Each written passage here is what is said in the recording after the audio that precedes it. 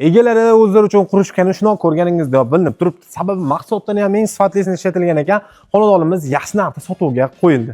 Xonadonimizning manzili Dambog'da darvoza sexdan kirganimizda 3-ko'chada joylashgan, ko'chalar asfalt bo'lgan, fasadlari ham keng hisoblanadi. Qisqa qilib aytganda 5 so'tali xonadonimizning endi ichlarini ko'rsataman.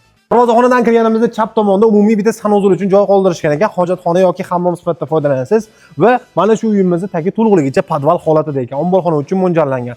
Ikki xona tayyor ta'mirlab qo'yilgan kichkina koridorcha bilan kirganda sanuzullari mavjud bo'lgan. Bittasi katta konzal, bittasi yotoqxonaga mo'ljallangan tayyor uyimiz bu yerga joylashtirilgan. Proyekt bo'yicha ota-onalar uchun mo'ljallangan yotoqxona, mehmonlarni kuzatish uchun alohida mehmonxonasi bilan bo'lgan ekan. Mana shu proyekt juda go'zal bo'libdi. Mana bu o'rta qismimizda chiroyli yashil zonalarimizni ham ko'rishingiz mumkin. Bu chekka qismimiz to'liq naves bilan yopilgan. Orqa hovli uchun, ya'ni yozgi oshxona hamda hojatxona uchun alohida joyi ajratib ham qo'yishgan. Endi esa to'liq pishig'ishda qurilgan mana shu 2 qavatli uyimizni ko'rib chiqamiz. E'tibor berib qo'yasiz, uyimiz to'liq pishig'ishda qurilgan ekan. Eshikdan kirganimizda termor romani o'rnatib qo'yishgan ekan. Birinchi hol qismimizga ko'zingiz tushadi. Ovqatlanish uchun mo'ljallangan qism yoki bolalar o'ynaydigan joy desa ham bo'laveradi. Mana bu yerda umumiy sanuzulimiz joylashtirilgan. Bu qismimizda esa kattalar uchun mo'ljallangan yotoqxona o'zini sanuzul bilan joylashtirilgan. To'liqligicha to'pi-pul qilingan xonadonimizning oshxonasini ko'rishingiz mumkin. Oshxonasi ham kengina, kattagina, maza qilib yashaydigan holat. O'zi asli ikkiga bo'lib olsa ham bo'laverar ekan, juda ham katta ekan. Endi esa mana shu chiroyli zinlarimiz orqali ikkinchi qavatimizga ham ko'tarilamiz. Ikkinchi qavatga ko'tarilayotganimizda e'tibor berasiz. Birinchi qavat bilan ikkinchi qavatni o'rtasiga ham plitalar bosishgan. Patologlarning formasini ishlab tayyor holatga keltirishgan.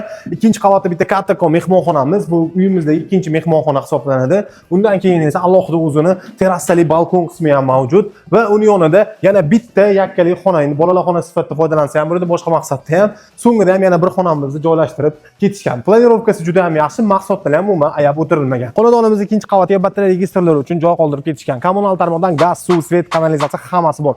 Hujjatlar 100% notariusga tayyor holatda nomingizga o'tkazib berishadi. Mana shu chiroyli xonadonimizning narxiga keladigan bo'lsak, $169.500 yana kelishadigan oz-moz joyi bor. Agar yarmidan oshiqroq pulni bersangiz, 1 yilgacha variant asosida ham xarid qilsangiz bo'laveradi. Agar telefon nomeri videoni pastda aloqaga chiqib, mana shu go'zal hovlimizni sotib olishingiz mumkin. Video yoqqan bo'lsa bitta like bosib qo'yasiz.